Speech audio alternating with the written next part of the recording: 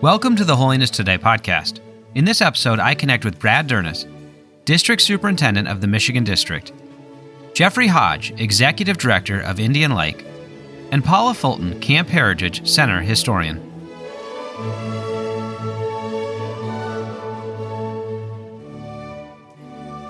Indian Lake is celebrating its 100-year anniversary this summer. It was founded in 1926, and over the last century it has served as a central hub for Nazarene history. The significance of this campground is tied to the influential people who have served and lived there. Figures like Uncle Buddy Robinson, Mendel Taylor, and J.B. Chapman. Chapman actually made the lake his permanent home and passed away there in 1947. Almost every general superintendent in the history of the church has been at Indian Lake. Because so much of our global history is connected to this site, work is currently underway to have the campground designated as a National Historical Nazarene Site. This initiative is being prepared for a formal presentation at the 2027 General Assembly. Our guests today are deeply connected to this ground. Brad Dyrness has been coming to the lake since 1983 and was ordained there. Jeffrey Hodge has been managing the camp's operations since 2023, and Paula Fulton is a historian whose family has been a part of the Indian Lake community for 5 generations.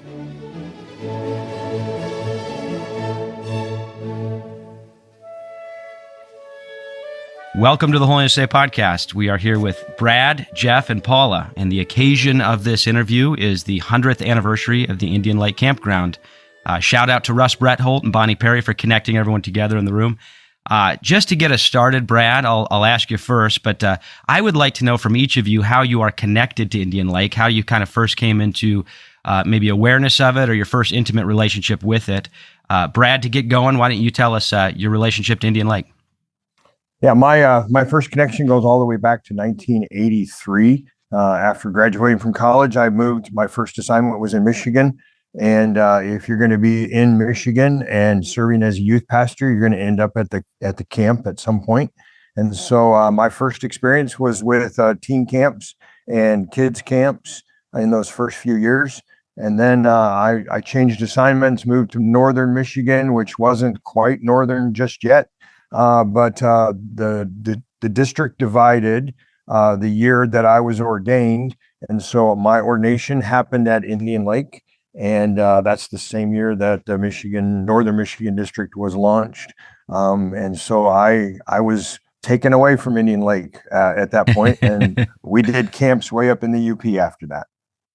So where did you move to in Northern Michigan? Where was your first church? I served in West Branch. And that's right. You said that, West Branch. Yeah. We were there for 3 years, and I was the NYI president there. And so our camping experience moved to Pickford. Yeah, that is up north.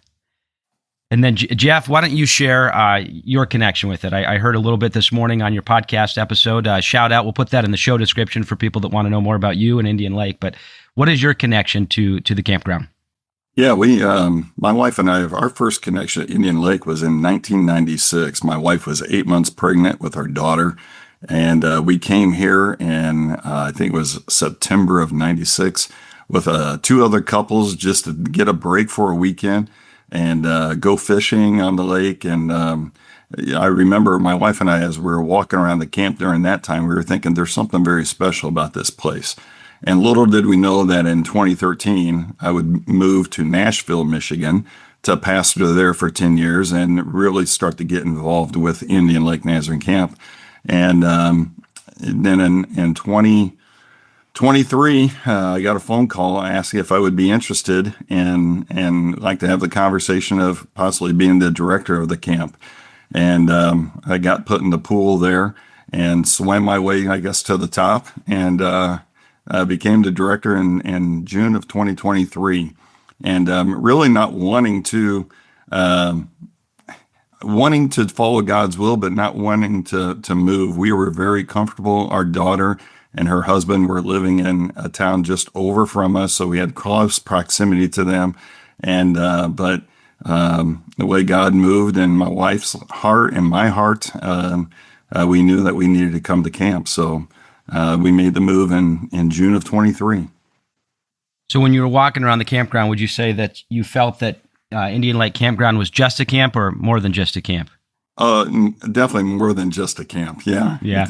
That out to the podcast, right? Yes. Yeah, for sure. So yeah, definitely more than just a camp. I mean, there's something very special. And actually, I think we could probably say this about all our Nazarene camps. There's something very special, though, about Indian Lake Nazarene Camp. I've heard stories over and over again about how people have walked onto the camp and they just say, there's something special, or the Spirit of God is here.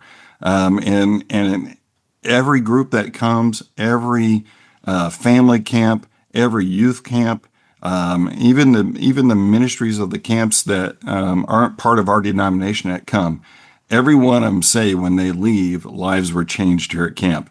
And so there is just something uniquely different about Indian Lake Nazarene Camp, I truly believe. And you feel it as soon as you walk onto the camp. And Paula, how about you? What is your first interaction with the Indian Lake, and how did you come to be the historian? I'll let you tell us a little bit about your role, but how did that come to be? Well, I'm a third generation at Indian Lake, and there's two more besides me. So we're generational here. My mother was here as a young adult, and it just carried on through. This is where we spend our time. So that's why I'm here. But as far as historian, that's a good question. I'm not real sure how I got there. The person that was doing it before me came over and said, would you like to? And I said, let me see what you do. And the next thing I knew she was announcing it at a potluck that I had taken over. So one of those kind of volunteer, one of those kind of volunteer things. But I love it. I have a lot of history with Indian Lake, obviously, and so it's a great place to be and to be a part of. So one thing I was thinking about this morning, I was processing through the history and how it came to be. Read the chapter on the heritage of it, but maybe a contextual question for you, Paula. But at that point in time, 1926, we're coming up on 100 years. We're not just in the Nazarene world, but was the idea to kind of create a community of believers in which we could connect with? I've heard stories about Oklahoma City, Olathe. Brad, you mentioned you're from Olathe, kind of being these communities and sanctuaries of Nazarenes. But what made Indian Lake special, in your opinion, as the historian of those who were working together? 23, our DS, Bradley had a vision that we needed a place where Michigan Nazarenes could gather for victory and salvation. And so that was the idea behind it. So they took several years to find this place and to find the perfect spot for Indian Lake to be and for this camp to be. So that's kind of where it started. And why we have it at that time. We were a fairly new district, and so that Reverend Bradley just felt that we needed to have this place here for all Michigan Nazarenes together. Yeah. And I spent a season in the Nazarene archives, so I'm not an expert. Ryan Giffen or Stan Ingersoll would be able to correct me, but I seem to remember when I was reading some of the earlier Nazarene messengers that a lot of churches started after a camp meeting. So a camp meeting would start, and then there would be a revival, and then a church would start a congregation. But Indian Lake is unique in that there were churches established that said we want a place to go and worship together and keep that continuity. If you could share a little bit about kind of how that fabric worked together, that weaving together of different congregations that were already existent. Just a little bit about that. So not a lot. But I do know that at the time, before we were a district, we were part of the Chicago Central District. And it was mostly Grand Rapids First Church that asked to establish this district. And at that time, I don't have the exact number of churches we had, but there were several churches that wanted to join as a district. At one time, we also had a couple Canadian churches that were part of the district as well. So that's how it became a district in 1913. Is that right, Brad? Yeah, about 15 years before the camp camp. Yeah. Yeah. And so, At that point, it was the entire state. So all the way to Mhm. Detroit, all the way up to the UP, to the Upper Peninsula, all those things were part of the one district. And so you could tell that's still an influence by some of the folks that Yeah. are formerly from that district that Right. own property at the lake. And we'll be right back. I believe that God is still calling people, and people are still saying yes. He's calling young people, women and men. He's calling people who are a little bit older. He's calling families. He's calling his whole church, and he's calling us to missions. If you're a young person and you sense that God is calling you, maybe tugging your heart with a sense of calling your life, don't ignore it. Pray about it, talk to your pastor about it, and then come and speak to us in Global Missions. Go to the website, nazarene.org/the cause. And there you will see some things that will give you excitement and opportunity to be part of the cause of the King and the cause of the kingdom. I hope you do. Now, back to the rest of the episode. And Jeff, you talked about in your podcast about some people traveling internationally to get to Indian Lake. But the question for anyone or all of you, from the historical record, is there enough data there to kind of see where people were traveling from? I mean, did people come up from Chicago in the early years? You said the UP. How far back in 1926 were people traveling to get to the lake? Do we have records of that?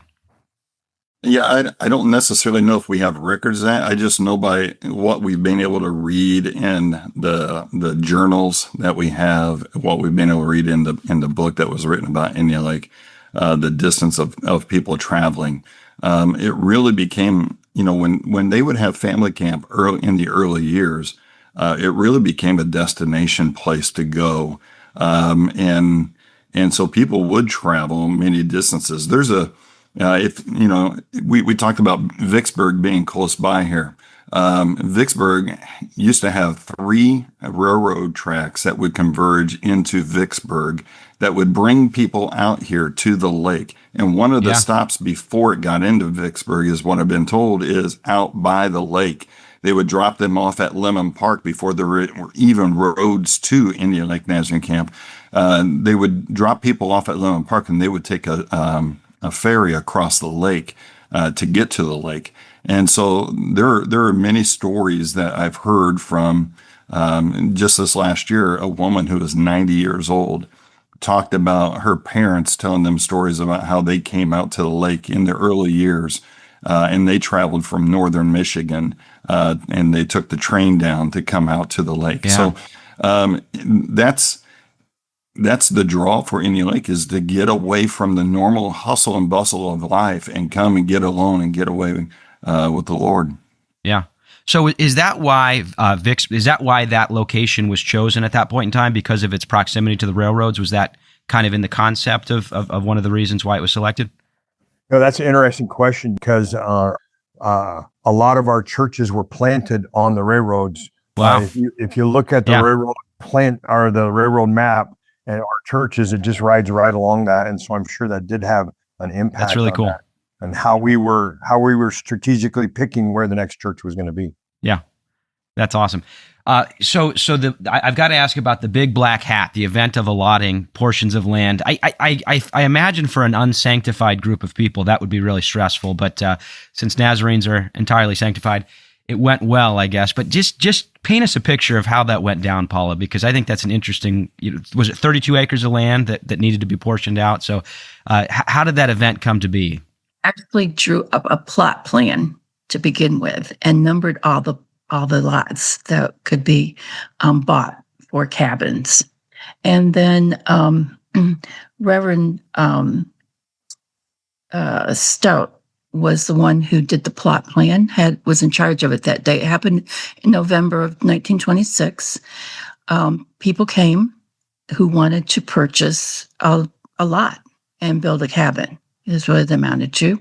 And there were over 100 people here that wanted to build cabins. And so the Big Black Hat was actually Dr. Starr's hat. And he always wore, I guess, a big black hat. And so they took his hat, and he actually stood up on the platform. And then there was only one child here, and it was Reverend Stutt's son, Robert, and they had him draw the lot numbers. So people would line up. They lined up across what was known as the hotel back then, which was the building that we had. And they lined up there and they drew numbers and they picked their lot. They could go in and look at the lot plan. And if they wanted that lot, they put their name on it. If they didn't want that lot, once everyone had a lot number, they might find somebody who would want to trade with them. Or if there were still unclaimed lots, then they could actually exchange those. But that's how they actually did the original lots. Wow. That's I know for me who stresses over even just selecting the right apartment, that would have really stressed me out at the time. But so what is there any, trying to think of how to ask this question, are there lots that were allotted to an original family that's still in that family? Is there legacy families that still have that original lot? Do we know of? I don't know if we can say their names, but are there people that has been passed down at all, or how does that work? The last I knew is that we do have generational families here. However, they are not in the same houses, as far as I know. But yeah, there are fourth. I mean, I think Paula, you alluded to your third or fourth generation that is still on the camp. Wow. Yeah. And Jeff, do people live there year round? Paint us a picture of Indian Lake for our listening audience.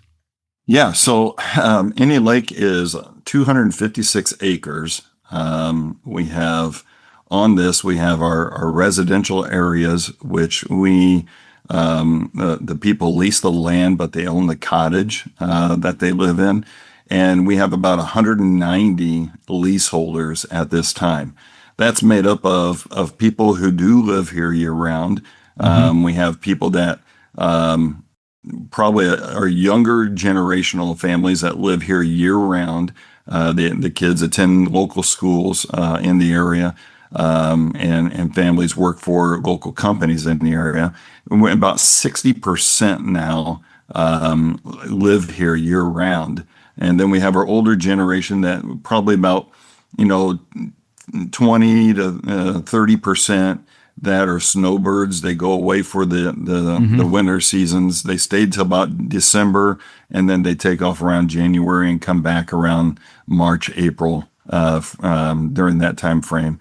And then we have a group of people, about 10% of people still live here in Michigan or live in probably a 5-hour radius of Indian Lake and have a cottage here, but don't live here year round. They come down and spend the weekends here as weekend getaways throughout the winter, throughout the summer and fall and spring. So it's a diverse mix of how people treat the properties here, but it's a wonderful, wonderful place to live. And as executive director, you're also kind of like the mayor in a sense of the place. So, but if you could just share some of that, just a tidbit of what it takes to make it. I mean, it's a village. I mean, it's So, what does it take to run Indian Lake? It takes a lot. I mean, there's always work to be done at the camp. One of the things that I've been here 3 years, and one of the things that we constantly fight against is trees and infrastructure. There are some beautiful trees, big oak trees, big maple trees, elm trees across the camp, walnut trees that are just getting to that point where they're no longer viable to be on camp, just for safety issues. And so this last year we've had to take down 26 trees ourselves. Nature has helped out with 3 of those here recently, but we've had to take down 26, and that changes the landscape of it, of everything as well. And so, there's constant maintenance to be done. We have our own water system that we have monitored not only by the county, but also by the state. So we have to keep that up and running and meeting all the regulations and codes and licenses for that.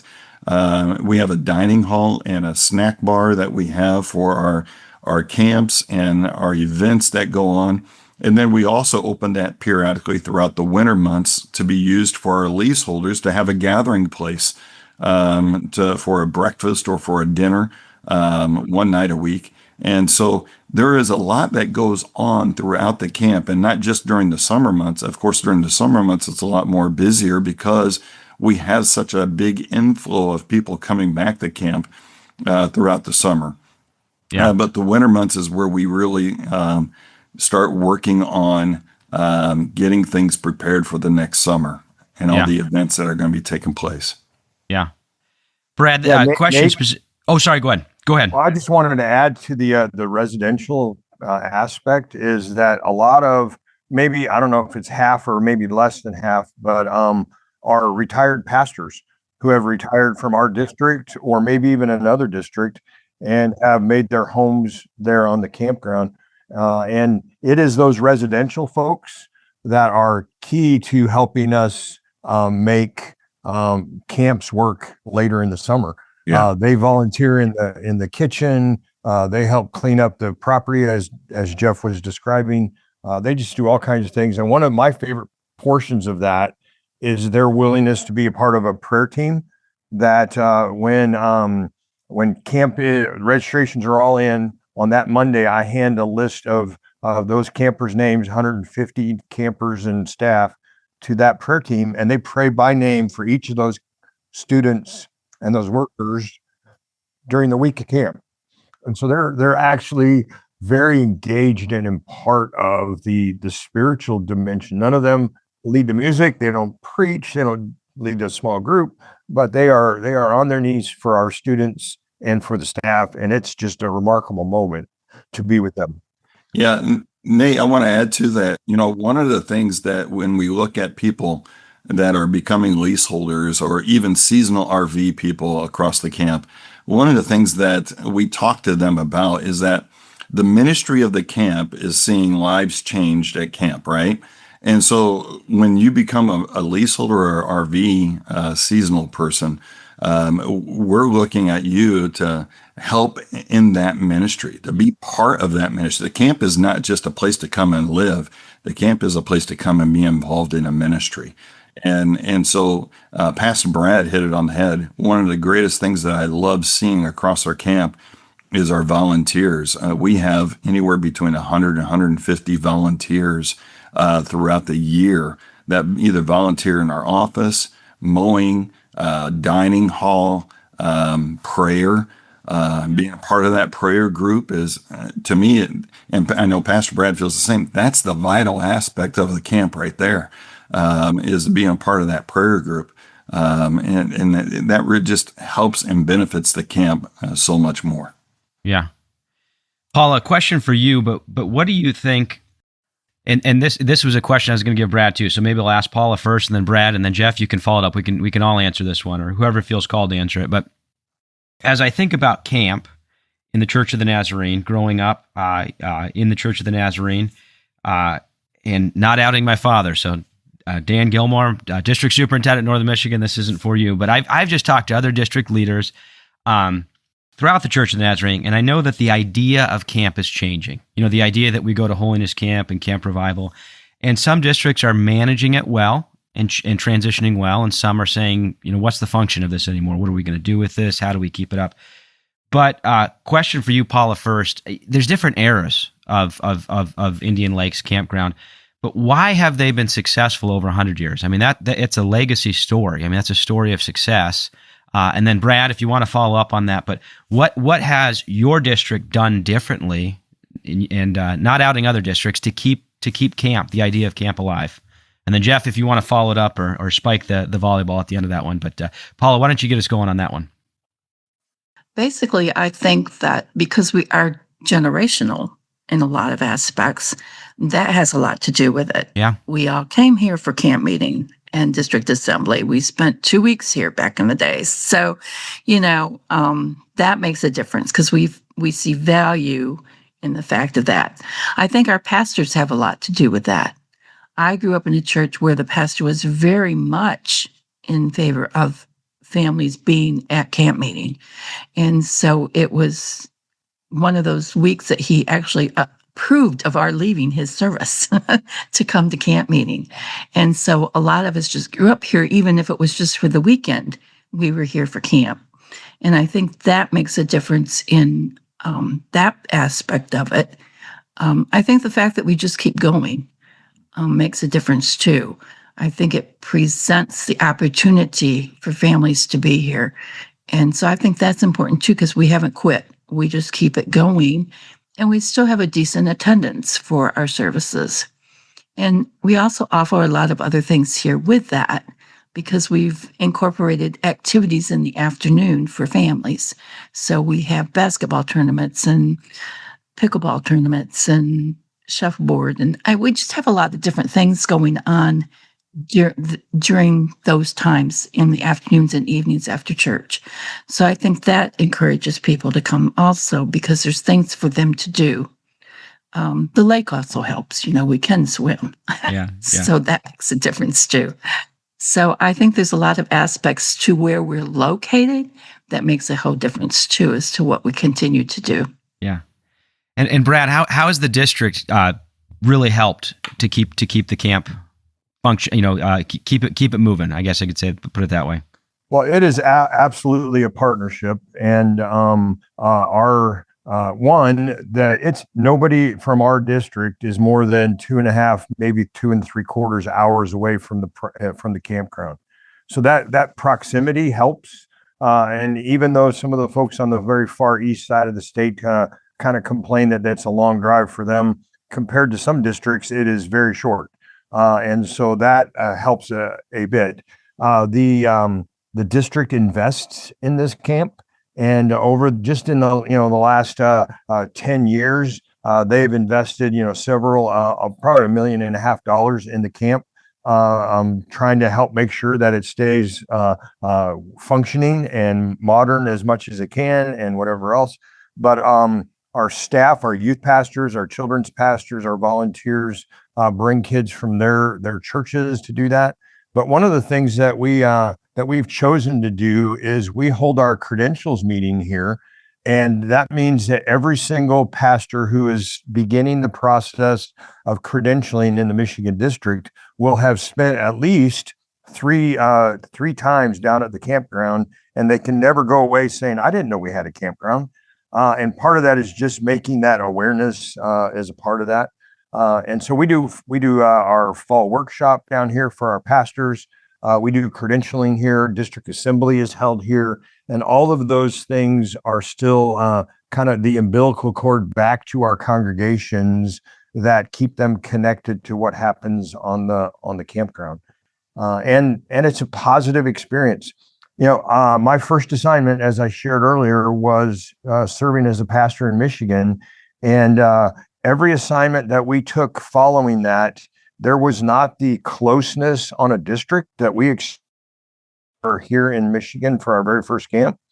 And I think part of that has to do with the campground, is that we have a common gathering spot that we not only just come and gather and eat ice cream and have a great time at the lake, but we have spiritual encounters here that mold us together.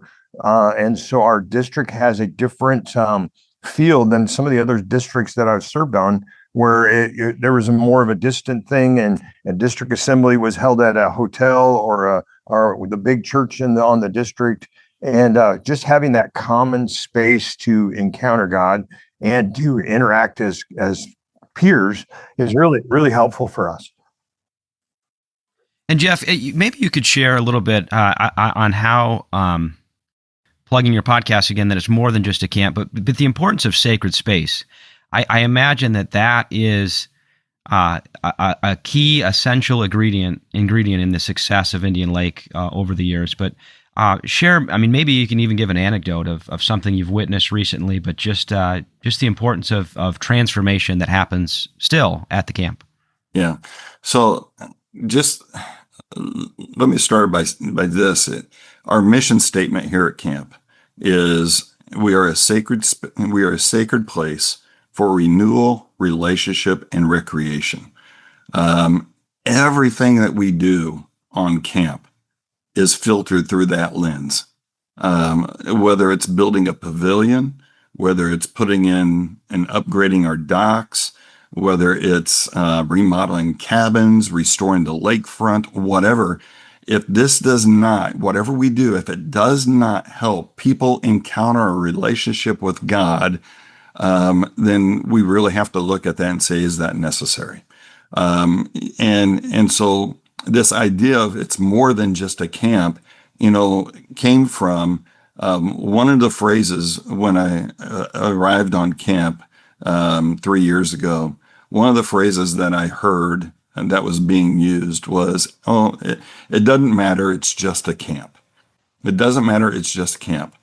I'm pretty sure, and I could be wrong, as a pastor, lead pastor for 20 years, I think the Bible says somewhere that we do everything as if we're doing it to the Lord, and we do it with excellence. And that phrase really rubbed me wrong over a time, because it's not just a camp, it's God's ministry. God has a design for Indian Lake Nazarene Camp, and that is to be that sacred place. And I have one story that I'd like to share.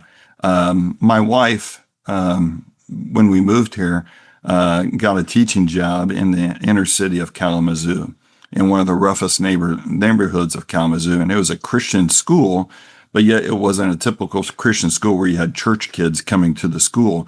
That school was placed there to infiltrate the community and have those students come and get the education, but yet minister to their needs. And one of my wife's first students, she came, we paid for her to come to camp, and she came to camp that year. This is a young girl that the year before witnessed her father take his own life in front of her and her family. And she had a lot of questions, a lot of issues, a lot of blaming God for what was taking place in her life. And she came to camp that first year. And one of the first nights, and usually people talk about Thursday night and how big Thursday night is, and kids going to the altar and make commitments. For her, it was the first night.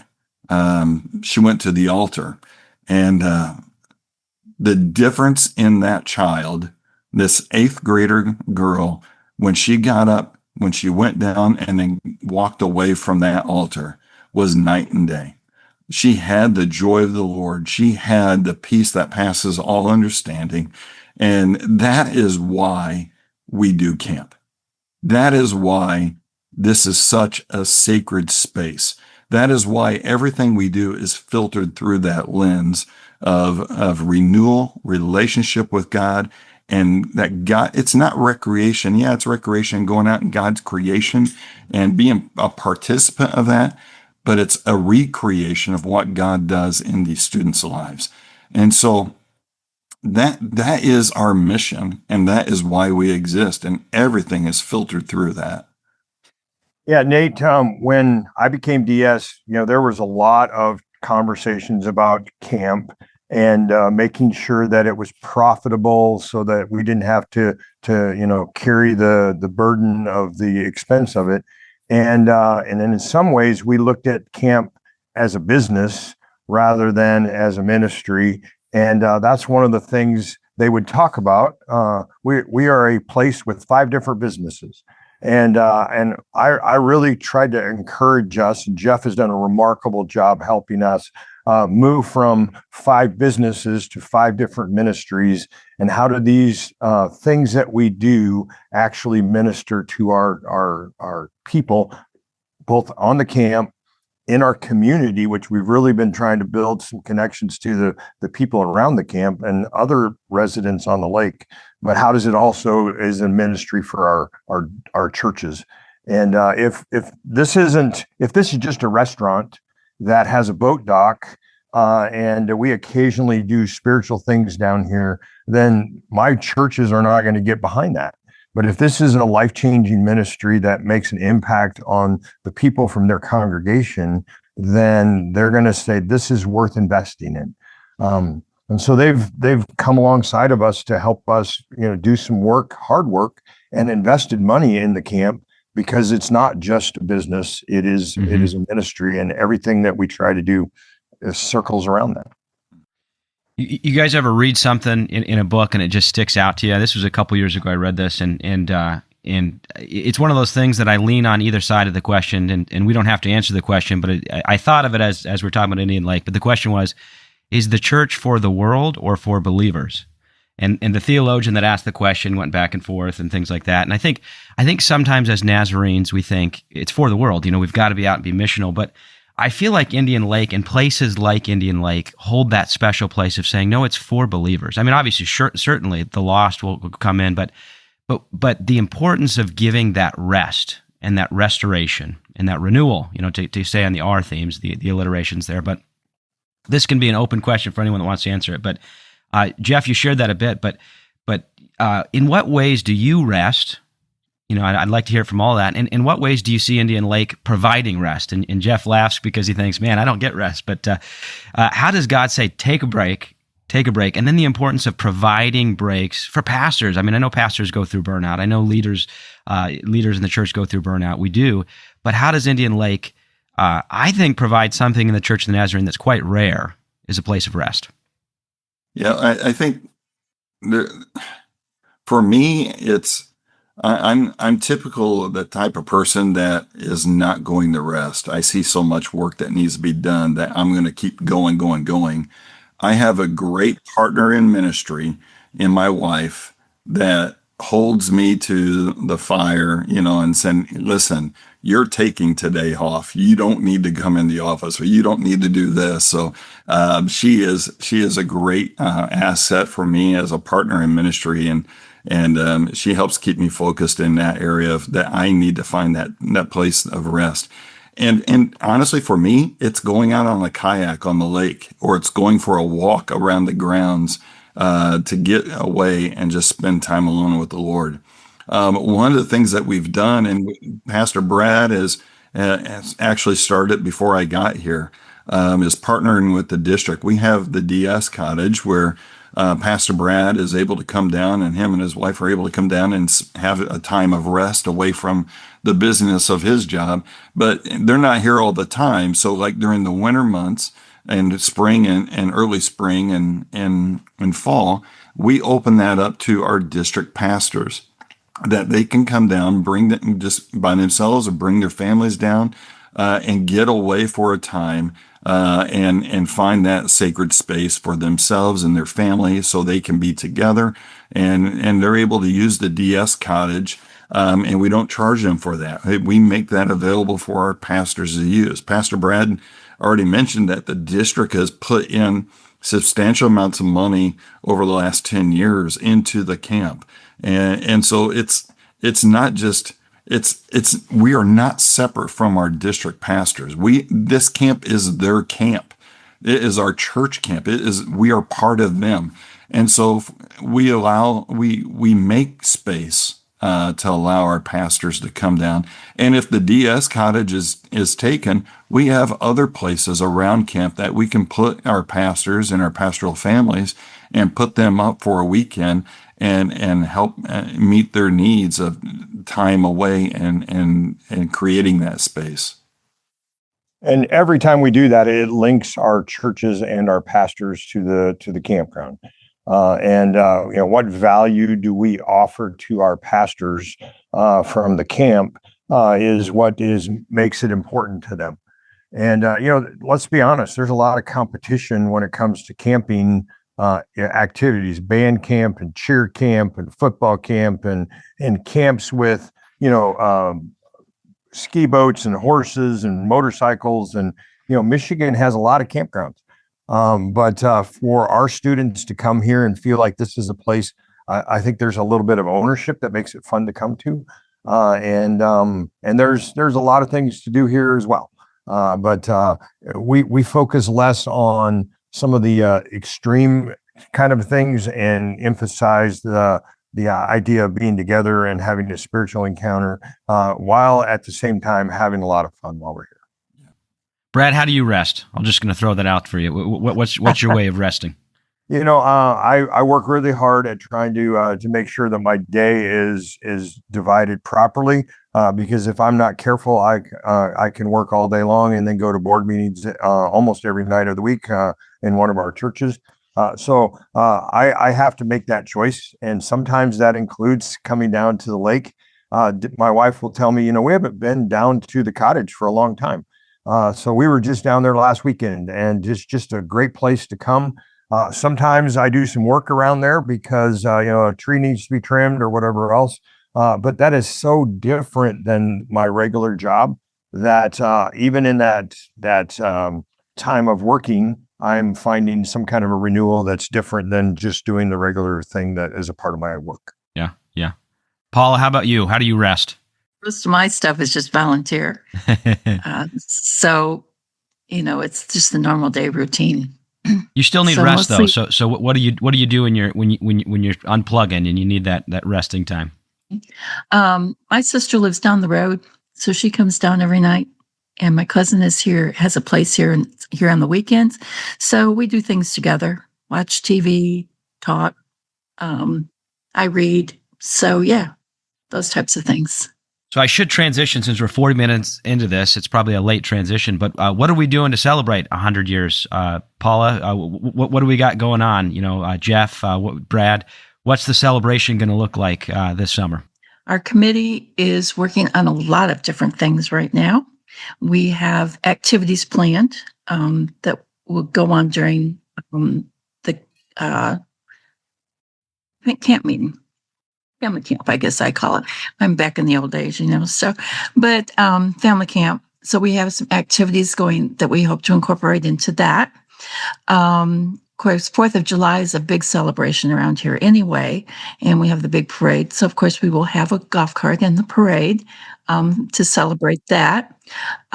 We have a memories booklet being created where people can share their memories, and we will have that published and ready for distribution at camp. For our children, we have created a coloring book. We have a person who has volunteered to do that, and they have taken pictures around camp from our history and more recent ones. They've actually made a coloring book for the kids with pictures of the camp and people from the camp. So that's going to be fun also. Lots of merchandise that we will have for sale, of course. Our campers will all get a t-shirt with the 100-year branding on it. So that'll be exciting. Other promotions we've done is basically send out special invitations to people or announcements about the celebration. We are planning, videos. So we have videos being made now that will be handled during family camp. During the services, we will have testimonies each night from different people, different age groups of how camp influenced them or changed their lives. And so a lot of things like that are in the works right now. There's also a couple or three, I think, concerts that are planned for the summertime. And those will be, concerts for the family to come and celebrate. And that's always great. As Paula said, our family camp will absolutely emphasize this, but we end family camp with a huge pancake breakfast, and we'll have 300, 400 folks that will show up to be a part of that as we close down family camp.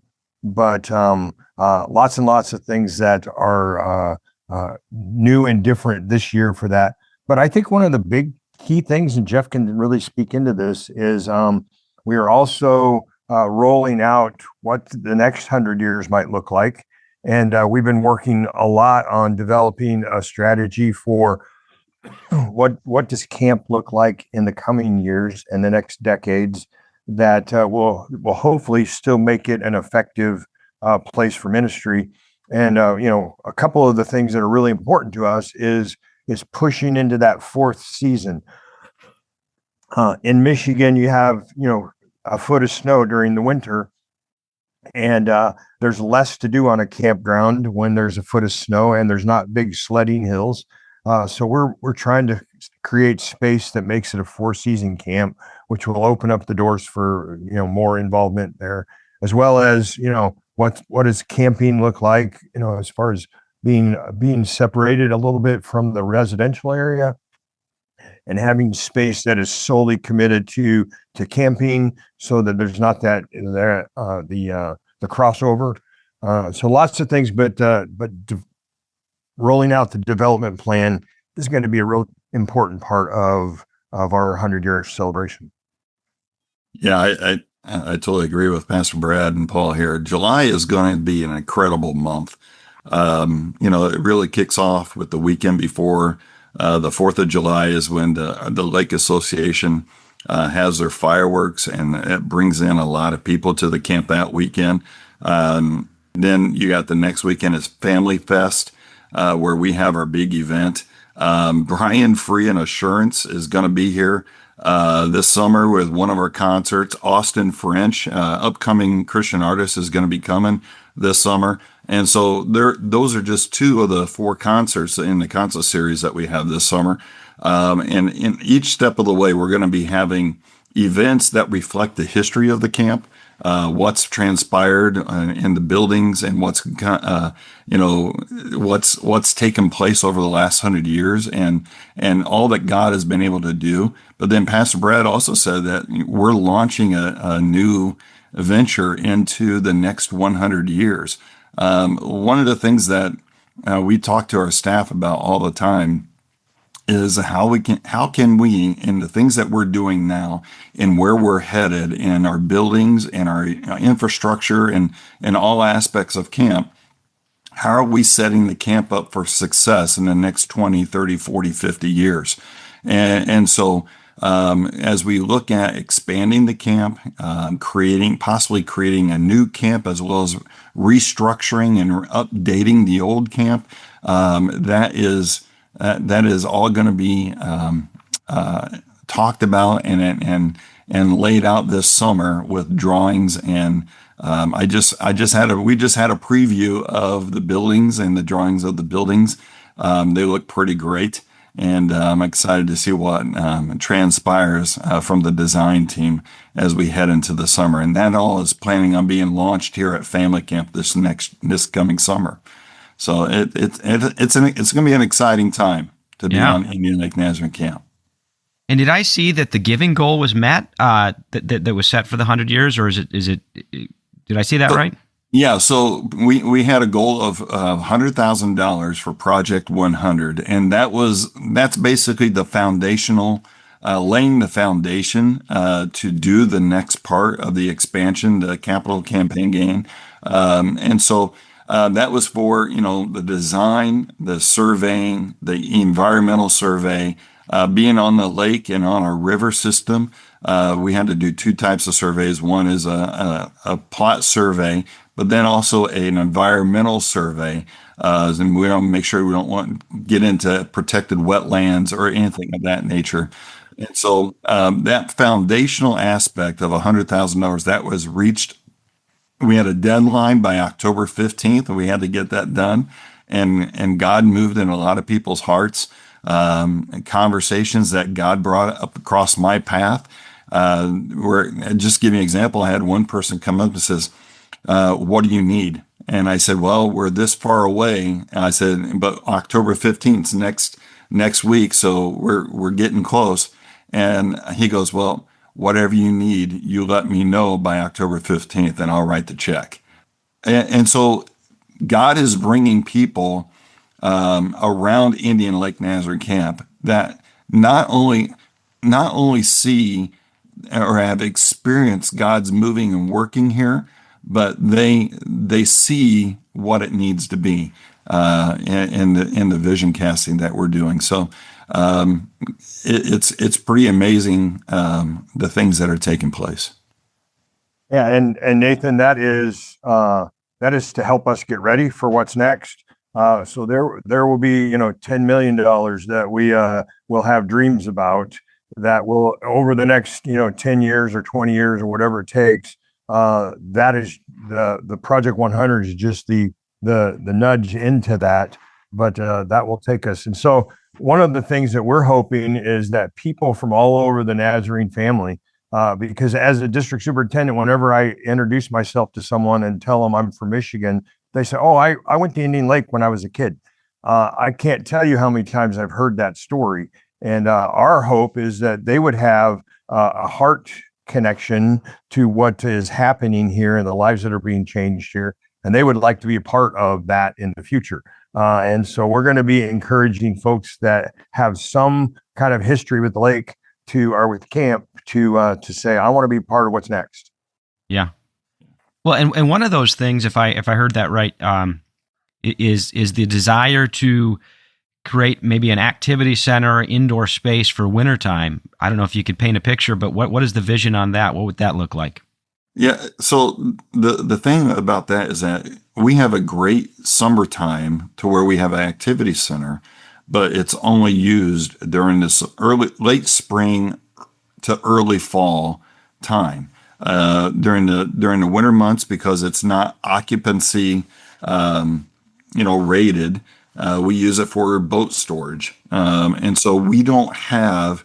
The place that we're really limited right now on camp is meeting space, whether it's a worship center that we can use during the winter months, or it's an activity center that can be used during the winter months. And I doing the research when I got here, one of the things that I found was letters from different youth groups across the state that said, sorry, we're not able to come back because of the lack of facilities that we need. And so that really started the talk and the conversations. We need a year-round activity center that people can utilize and have for their weekly retreats during the winter months. And so, that meeting space, upgrading our dorms and our facilities to where we have more substantial living spaces comfort spaces during the winter months as well. Those are all the things that are needed across the camp. Now, does Indian Lake primarily serve just the Michigan district, Brad? Is there a vision and desire in the next 100 to expand outward and be a retreat center for Nazarenes to travel to at different points of the year? Is that part of the vision? Yeah, we absolutely. We've had several districts that have come over to Indian Lake for camp. Chicago Central has used that, and districts in Illinois have come, or Indiana. And then during the summer, when there's open space, when the Nazarenes aren't using it, it's always filled. There's always some group in there, an apostolic group that meets there, a Catholic group that has some meetings there. So absolutely, we want that to be space that is available to our Nazarenes, because we have a connection to it, but also, to make that space available for others. And some of the expansion would actually allow us to have more than one event at the same time. And so, if we had a group out down by the river in the new area, then we could still have another group that's meeting in the main camp area. That's the historic camp area now, would certainly be able to give us an opportunity to share this and also generate some revenue that would help make this thing go forward. Well, in closing, if each of you could share just how our listeners could be praying for you as we come up on this celebration. I'm sure it'll be fun, but it'll be busy for all of you that are going to be hosting it. So where can God be? Where's God saying, I need prayer, or God telling you, you need prayer in this area? So where's that at? I think one of the things that we want to reconnect to is that pioneering spirit that says this campground and this property has a real value, and in order for us to take it to the next place, we're going to have to model some of the sacrifice that was a part of starting this camp in the beginning. And so my prayer is that people would have such a heart for what's going on here that they would be open to God nudging them to make an investment in our camp.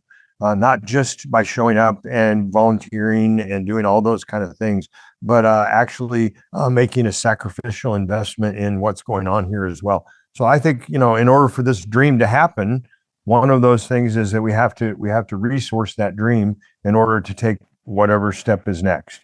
And those will happen as God provides through the sacrificial giving of others.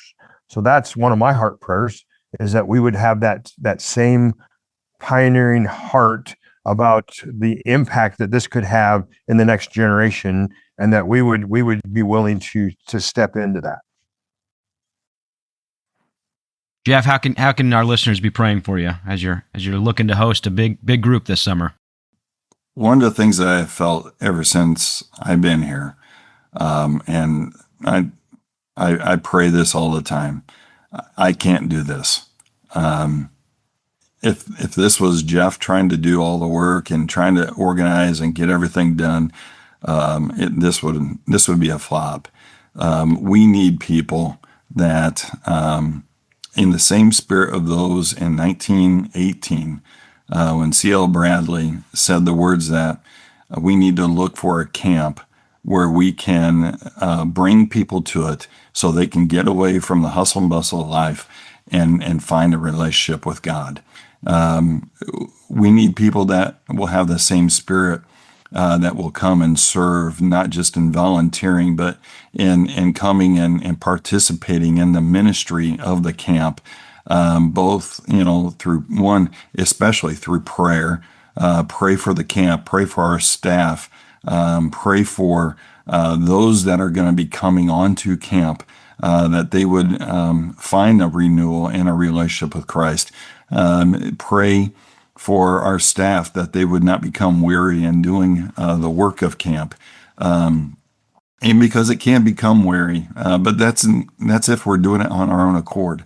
And then, as Pastor Brad, partner with us financially. And this is I think this is going to be the hardest part, as our economic times in the world seem to go astray, it seems like at times. But partner with us. Again, we cannot do this on our own.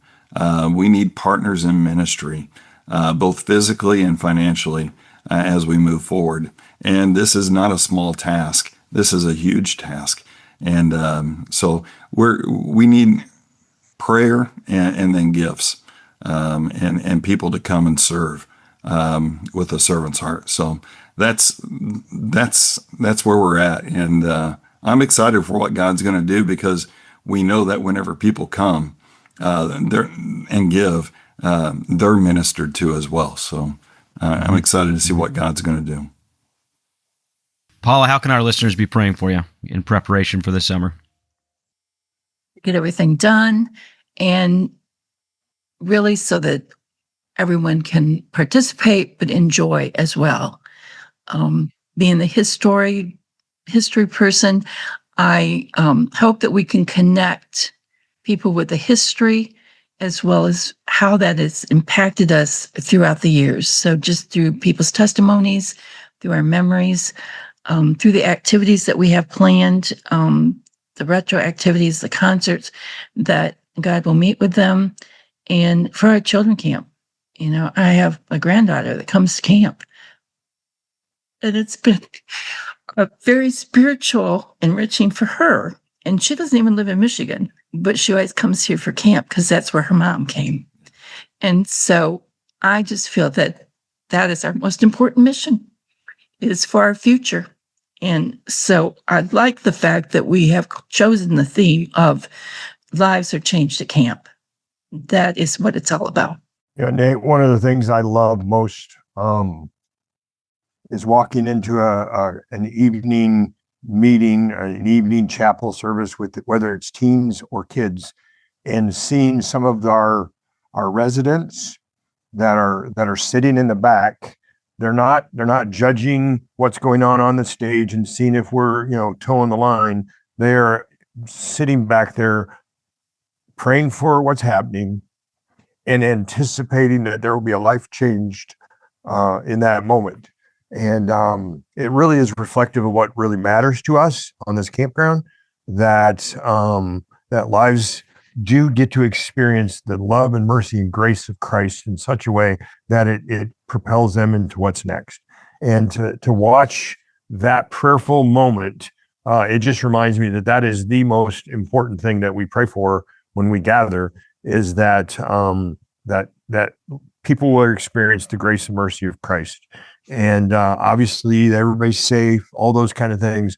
But we really want these people that come, whether it's staff or students, to have that life encounter with Christ. Amen. Yeah. Amen. May go along with what Pastor Brad just said. Last summer, before the 2 years that I've been here, before last summer, people ask me, why did you leave the pastorate to become a camp director? And it was almost as if it's a negative connotation of why you left the ministry of pastoring a church to become a camp director. And there was one service, I think it was on a Wednesday night, they had an altar call, and Pastor Brad and Deb was there, and I walked over to him, and I was standing next to him, and I said, Pastor Brad, right there at the altar with those kids, that's why I became the camp director. That's what it's about, those lives that are changed at camp. And I just became a grandfather, and I'm praying that in 13 years, or even less, 11 years, 6 years, however many years it takes, that my granddaughter will come to Indian Lake Nazarene Camp, and her life would be changed at camp. Amen. Well, thank you for spending this time this morning. I appreciate it. And all three of you, send me whatever you'd like me to put in the show description. I'm definitely going to put the links to Indian Lake, but whatever we need to connect for our listeners to be able to connect with the celebration. Jeff, if I understood correctly, there'll be more videos. Paula, you said videos will be coming out, so we can look forward to that as well. But thank you for spending this morning with us. Thank you. Thanks, Nate. Appreciate it. Thank you for listening to the Holiness Today podcast. If you enjoyed this episode, please subscribe to us and follow us on social media. You can find us on Apple Podcasts, Spotify, YouTube Music, Amazon, Audible, and wherever else you may find your podcasts.